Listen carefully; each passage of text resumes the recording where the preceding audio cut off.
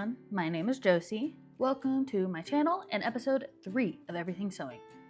As you can tell by the title today, we are going to be talking about different types of sewing needles and threads. Hopefully to the extent that you do not feel overwhelmed, but to the extent that you feel comfortable enough with figuring out what you may need for your projects. So let's get started. First, we're going to go over needle anatomy. All of the different parts of a needle will differ based on needle types. So I would recommend that you grab a machine needle to have a physical needle to refer to all of these different parts.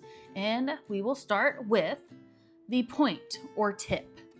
Depending on the type of needle you are using will determine the shape, size, and total length of the point or tip. This is also the spot where the needle will puncture or pierce through the fabric first. Next, we have the eye. The eye is the hole where thread is passed through, and this shape and size can change for some needle types. Moving to the groove, which is the dark gray line. It is an indented channel that helps guide the thread down to the eye. If you are looking at a physical needle right now and you can't see the groove, I'd recommend try using like your nail and see if you can feel it, or try to see if you have a bigger needle size to physically see the groove. Now the blade or shaft is where you can find the groove, and it is also where you can measure the needle diameter to determine the needle size. The shoulder is the area between the shank and the blade. This is also where you can find color code indicators. Speaking of color code indicators, we have the lower color band, which indicates the needle size. Then the top color band will indicate the needle type. However, both of these color code indicators are not found on all needle brands, so it's not really recommended to memorize the colors unless you only plan to use one type of needle brand like Schmetz. Moving to the shank, that is the thick top part of the needle. As you can tell from the photo, it does have a flat side on the back to confirm whether you inserted the needle in the correct direction on your sewing machine or not. On the shank, you will find the manufacturer needle information. That is the needle brand and the sizing. Almost all needles will have this indication, but it is not universally utilized, so do not expect to see that information on every single needle. Then we have the butt. The butt is the very first part of the needle that would be inserted into your sewing machine. It has a rounded end that makes inserting the needle into the needle bar a lot easier. And lastly, we have the scarf. The scarf is an indentation above the eye on the back side of the needle that helps the bobbin hook grab the thread under the throat plate to smoothly create a stitch. Needle types will determine the shape and size of the scarf as well. Moving to needle sizing, there are two numbers that correspond to needle sizing. Using the example 80/12, 80 will refer to the European sizing, which is based on the needle diameter in millimeters. The 12 refers to American sizing, and I have no idea what we have based it on. I have searched it up, and there's literally, from what I can tell, no actual reasoning towards our number choices. The only thing I can find was something along the lines of like the American number system. I don't know what that means. If y'all can figure it out, or if y'all know why we picked 12, that'd be great, considering Europeans picked 80 and that's just in millimeters. Like, that makes so much sense. But I don't know. I apologize. I don't know what the 12's for. I understand the 80. I digress. Anyways, here are all of the size options for your needles. 60/8 is going to be the thinnest, smallest needle. 120/20 is going to be the thickest, heaviest needle. You are probably going to want a variety of needles. 80/12 is probably going to be the most used, but you can also use a 90/14, 100/16, and sometimes you may need a thinner needle like a 70/10. Now on to the needles themselves. We are going to start with the single needles. First, we have the universal needle. It is a multi-purpose needle with a slightly rounded point. This is the only needle that comes in every single size. This needle is the best choice for most fabrics, unless you are wanting to work with a specific fabric in which a different needle would be better suited for it. For example, if you are trying to work with denim fabric, it would be better to use a denim jean needle. The Microtex or Sharps needle has a super sharp point and is great for fabrics that need the quick and smooth puncture. It does come in a variety of sizes and is recommended for fine or delicate fabrics, as well as pleather, microfiber, silk, taffeta, and sequined fabrics. Now, depending on the fabric that you use with this needle could end up working really well along with a Teflon or a roller foot for better gliding of the fabric whilst sewing. The ballpoint or Josie needle has a rounded ballpoint tip that pushes the needle between fabric threads instead of piercing the fabric. It does come in a variety of sizes and is recommended mostly for heavier knits and some jersey fabrics. And then the stretch needle has a rounded point, and if you look here at the photo around the eye, there is a hump which makes it a specialized eye. That helps create a larger loop for stretchy fabrics. It does come in a variety of sizes, and since this needle is specifically for highly elastic, stretchy fabrics, this needle will also create its stitches by pushing between the fabric threads. Now, if you are trying to work on a project that will use more stretchy fabric, it is recommended to test that fabric between the stretch needle, the ballpoint needle, and the universal needle to determine which would be best for your project.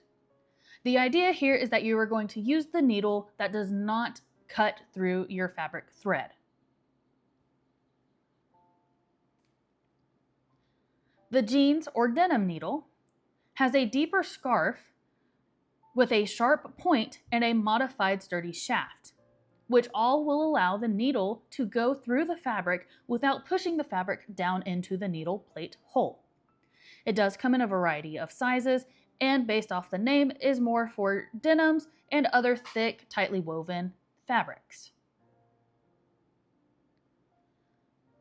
Our top stitch needle has a very sharp point with a larger eye and a larger groove to accommodate top stitching thread.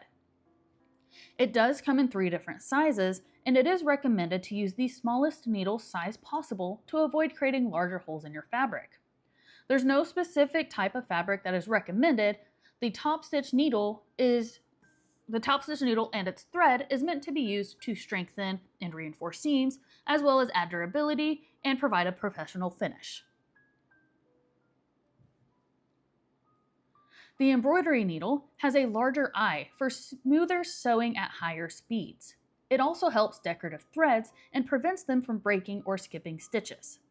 It does come in 2 different sizes and is recommended for most fabrics. You just may have to utilize a stabilizer if the fabric is not stiff enough or if the fabric is moving around too much.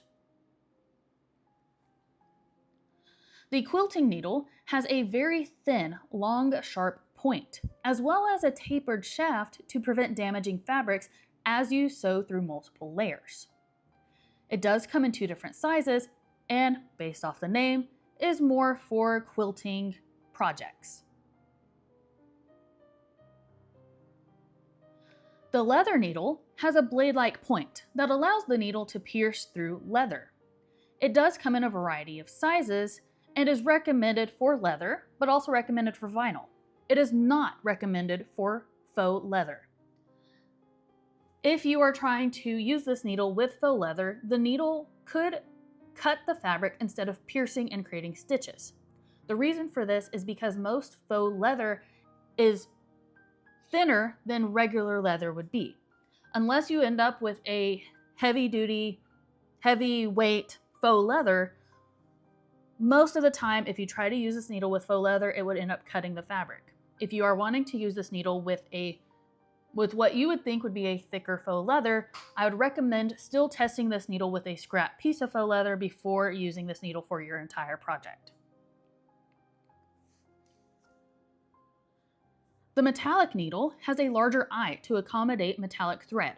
It will help the thread flow smoothly down into the fabric. It also has a large groove in the shaft to prevent shedding and breakage of the metallic thread. It does come in 2 different sizes, and most fabric can be used with this needle. The only thing is this needle and thread go hand in hand, typically for decorative style of stitching. The non-stick needle, as you can tell by the photo, looks completely different from all of our other needles. This needle has a finish on it that makes the needle a gunmetal color. It has a reinforced blade, an extra large eye, a deep scarf, and a slightly rounded point. This needle also has a coating on it that helps resist sticky stabilizers, adhesives, and fusible interfacings. This needle does come in a variety of sizes, and since this needle is specifically for any fabric that could be sticky, it also has potentially some residue that's on it. So if you are wanting to use this needle with a light colored fabric, you may want to test it with a scrap piece of fabric just to avoid getting residue on your actual project. Now the overlock or serger needle has a slightly rounded point with 2 grooves to create serger stitches. The overlock/serger needles are specific for each serger. You will have to make sure that the needles you plan to use in your serger are compatible with the machine. If not, you will need to find the correct needle for your machine, otherwise you could potentially mess your serger up by using the incorrect needles. These needles come in a variety of sizes and is recommended for any fabric that you're wanting to put a finished edge on, since they are only for sergers. Since these needles are typically specifically made for sergers, they will also not be compatible with sewing machines, so they are only for sergers.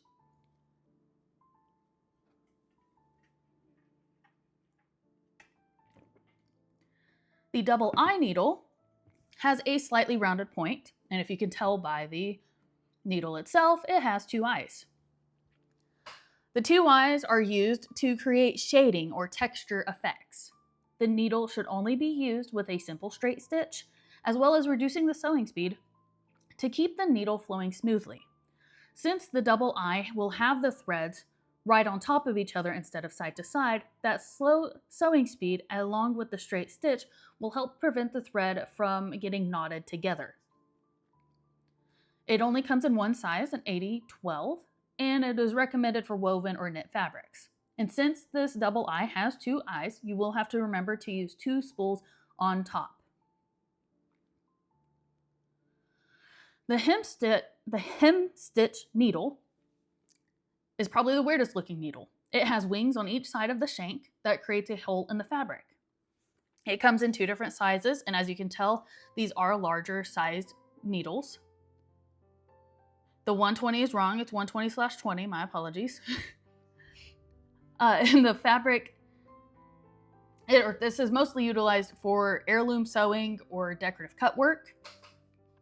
The needle works best with woven fabrics, as the needle moves threads on the fabric, like the fabric thread, out of the way, and non-woven fabrics obviously don't have that weave to move the fabric around.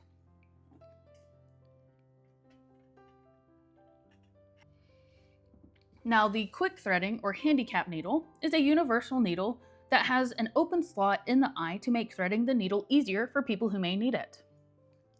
The sewing speed will have to be reduced so you can prevent the thread from popping out of the eye from that slot. It only comes in 2 different sizes and is only recommended for woven or knit fabrics. It is not recommended to be used with denim, as the eye will be too weak for denim thickness and will break the needle. Sensitive and delicate fabrics are not recommended, as that open slot could snag the fabric, and it is also not recommended for quilting fabric, as that slot in the eye could potentially pull the batting and mess up your project. Now to multiple needles. There are 2 different types of multiple needles. There's twin needles, and then there are triple needles. Both types will have 2 or 3 needles mounted in the same shaft to create 2 or 3 rows of stitches simultaneously. The twin needles will require 2 spools of thread on top and 1 bobbin thread. The triple needle will need 3 spools of thread on top and 1 bobbin thread. There are no coordinated colors on all multiple needles. The sizing with multiple needles is only slightly different from singular sewing needles.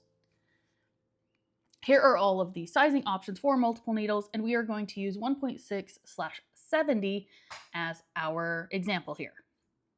So the first number, the 1.6, is the spacing between the needles in millimeters. And the second number, the 70, is the needle size. So if you buy a twin needle with a 1.6/70, that means you are buying a twin needle that would have 2 size 70 needles that are only 1.6 millimeters apart from each other. And as you can see, the sizing can become very wide. So before sewing with these needles, you are going to want to double check your sewing machine and check the distance of your throat plate to see if you have enough space for the needles to go through it. Now I'll show slides of all the multiple needles, and please pause if needed because I'm not actually going into detail since it's quite repetitive of the same information.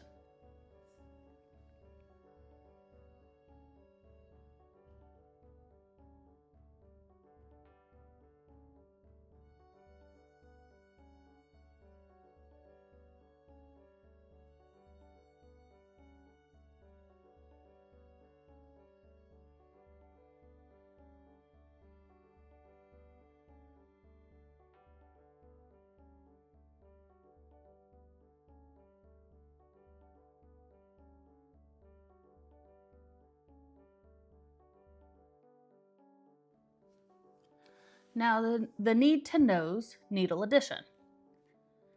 Deciding if you need to switch your needle to a different type, there are different factors that will assist with making that decision.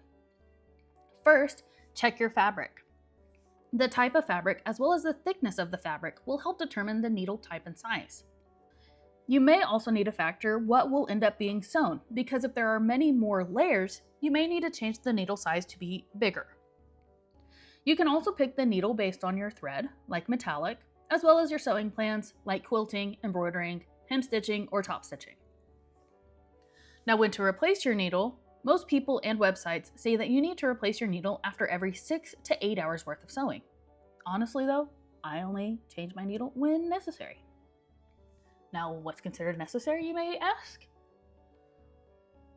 First example, if you have a physical needle on hand, place that needle on a flat surface with the flat side of the shank on the bottom. If the needle is not perfectly straight, aka there is a bend or a warp in the needle, it is time to replace that needle. The point or tip of the needle may also be worn down or damaged. And the easiest way to tell this is by comparing the potentially bad needle with a new needle.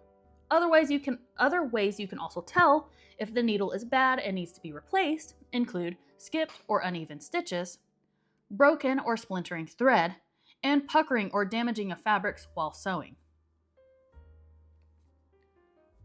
When looking at threads, there are going to be different weights, fiber contents, and finishes. I will not be going over the finishes today as they're not really important anymore unless you are looking for specific finishes like water repellent or fire retardant finishes. I will go over the most common threads that you are probably going to use while sewing, and we will also go over the fibers that help create threads as well. So fiber is the raw material that creates threads and fabrics. It dictates performance and washing requirements. The first fiber is polyester.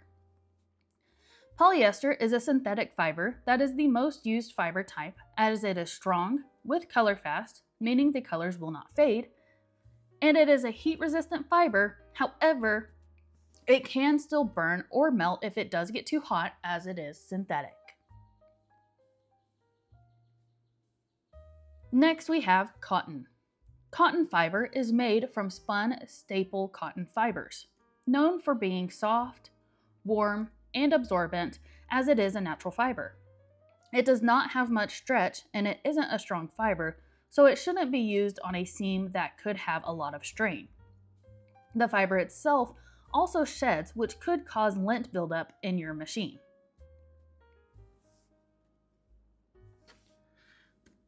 Rayon is a chemically produced plant-based fiber. It is known for its high shine, its fade resistance, and its ability to keep bright colors. However, rayon does not have any stretch, and it also is not a strong fiber. Typically, you would only see this fiber for embroidery threads. Nylon is a synthetic fiber that has a very good stretch. It is not known to shrink and is considered a strong fiber.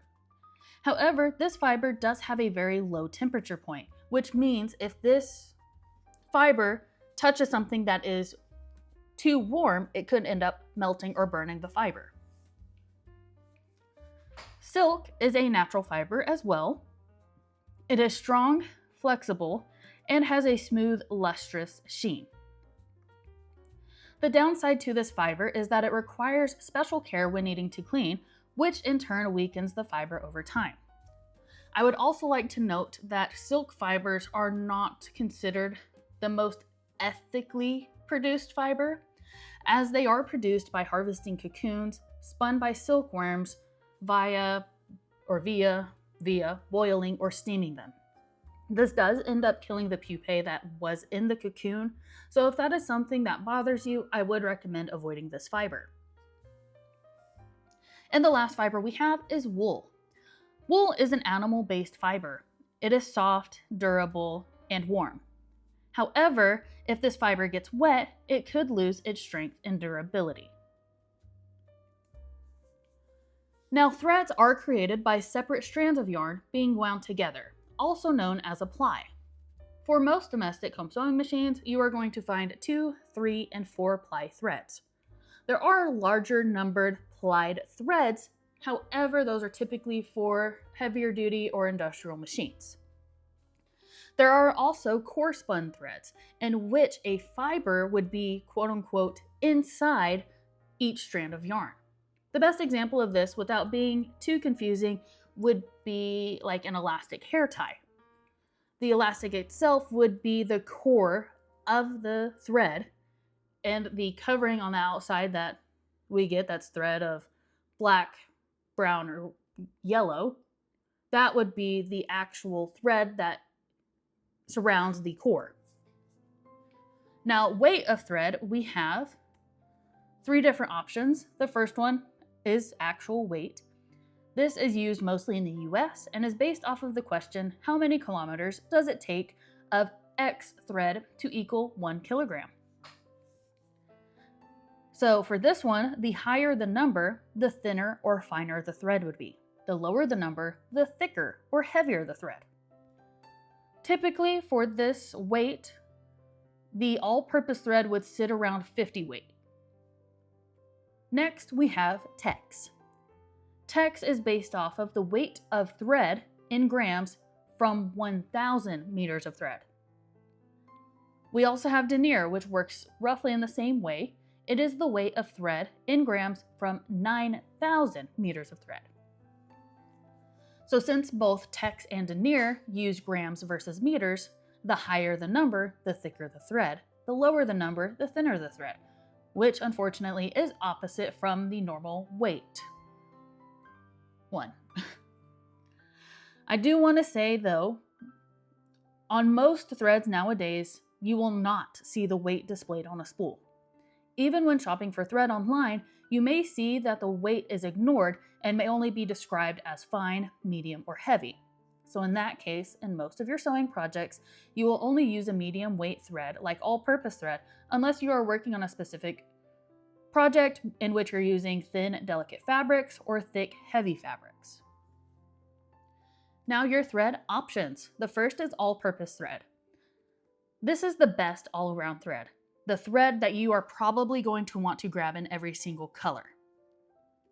It is usually made of polyester and cotton and is used in almost all projects.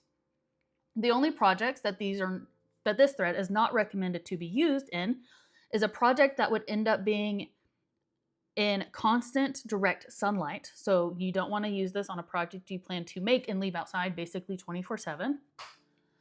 This thread is also not good for projects that would be with very high heat. So you're not going to want to use this thread if you plan to make like an oven mitt, because it would end up burning or melting and does not withstand the high heats of an oven. Now we have cotton thread. Cotton is a natural thread. However, it is not strong. So this thread does not work well with stress of wear over time. It is known to shed and split when sewing, so you will have to clean your machine more often. Since it can't have a lot of strain, it's recommended to use this for loose-fitting garments. You can also use it for quilting, dyeing, and cotton thread is the best to use if you plan to make something that would end up having to go in a microwave, as this thread has the highest heat resistance without having the fire retardant finish.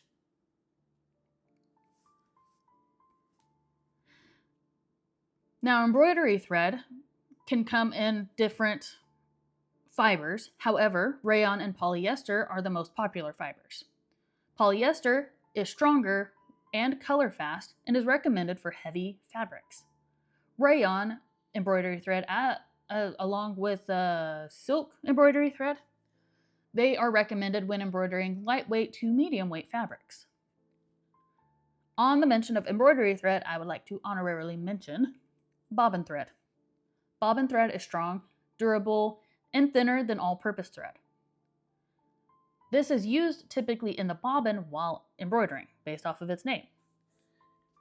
Now, in most cases, if you have never done embroidery before, you may have not heard about bobbin thread. You can use bobbin thread in other projects. It's just normally only found to be used while embroidering. Onto our list of thick or heavy threads, we first have the heavy-duty thread. This thread comes in a variety of weights and finishes and is meant to be used when sewing with heavyweight fabric that could have a lot of wear and tear or be subject to high or heavy stress. Then we have the jean or denim thread. This thread is designed specifically for sewing denim. It has a polyester core with variegated cotton surrounding it for blending with the fabric. Variegated means that it is multiple colors. So if you look at your denim fabric, it's normally like a darker blue all the way to a lighter blue. And so this type of thread is best to match up really well with denim fabrics. Top stitching thread is exactly what it sounds like. This thread is meant to be used for top stitching. Since it is meant for top stitching, it is quite a thicker thread. But it's so thick that you cannot use this as bobbin thread, as it is too thick for a bobbin. Quilting thread is typically 100% cotton, but it can be polyester or some sort of blend. There are specific threads for hand quilting and machine quilting. The difference is found with the finish. For hand quilting thread, there is going to be a glazed coating finish. This finish could damage your machine by getting rubbed off when it goes through the tension disc areas. So whenever you are wanting to go buy quilting thread, make sure that if you're trying to do this for machine quilting, you do not buy a thread that has that glazed coating finish and is specifically for machine quilting. And the last heavy thread we have is the upholstery thread. This thread comes in a variety of fibers and weights. It is stronger and more durable than all-purpose thread, but be aware that some of these threads are designed specifically for industrial machines and will be too thick for domestic sewing machines. This thread is commonly made of nylon, which does have give, so the stitch won't break when sitting on a cushion or a couch. Now, all of these threads, since they are thick, heavy threads, they will need a thicker needle, a longer stitch length, and depending on the fabric thickness, you may need to loosen or lower the tension.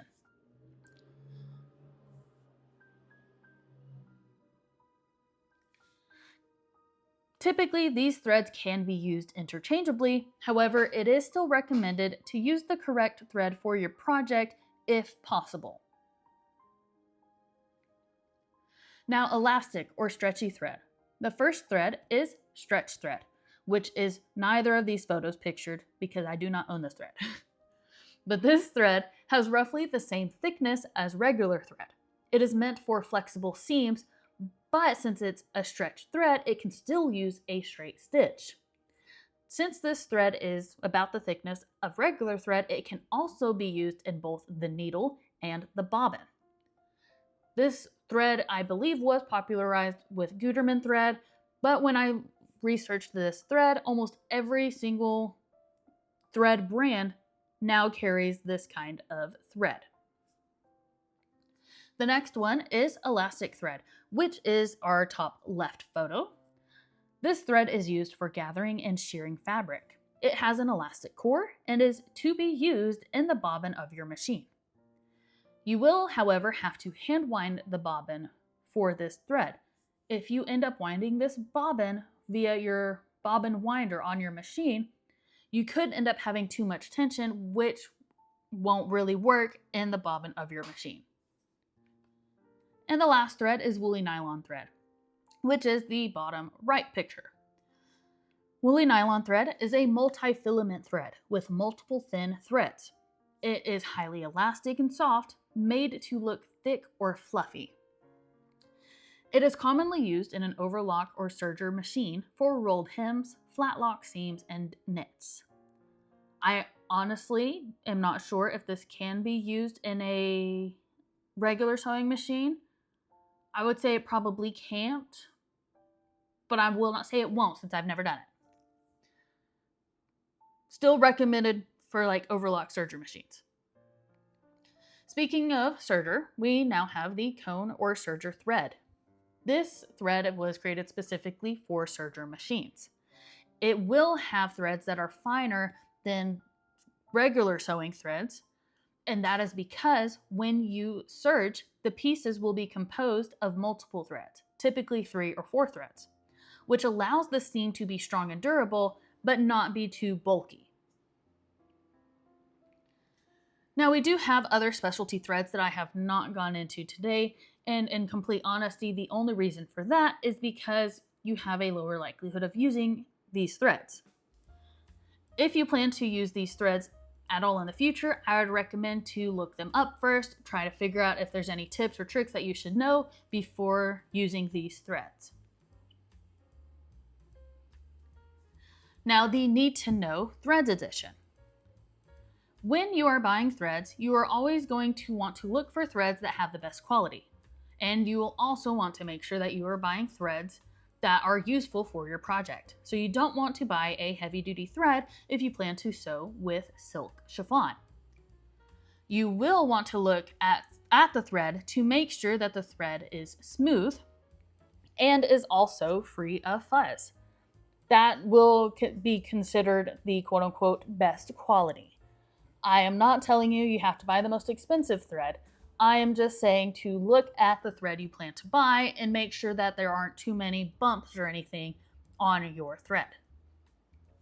Now, if you see this video that we're showing, where apparently right now I'm showing you that thread, this video right here is me testing some vintage threads that were given to me. So this is thrifted or secondhand thread. And these threads you want to test. Like this one right here. All you do is you get a little bit of that thread and you pull on it. If that thread breaks easy like this one does, that means the thread is no longer good. It has passed its lifetime and is ready to be thrown away. You can't use this thread on any of your projects because it will just rip. It can't have any sort of strain on it because it's not strong enough to hold that issue. Now, if you are testing threads and they are old, if you go and you pull on the thread and it doesn't almost immediately rip and you're putting strain and pain on your finger, that means the thread is still good to go. It still has some life left on it. And stop pulling on that thread because you are just going to hurt your fingers. And as someone who tested a lot of these, it's not worth hurting your finger to test it, okay? So make sure when you test it, it either rips or it doesn't. So that is our video for today. If you have any questions, please let me know down below, and I hope you'll have a good day. Goodbye!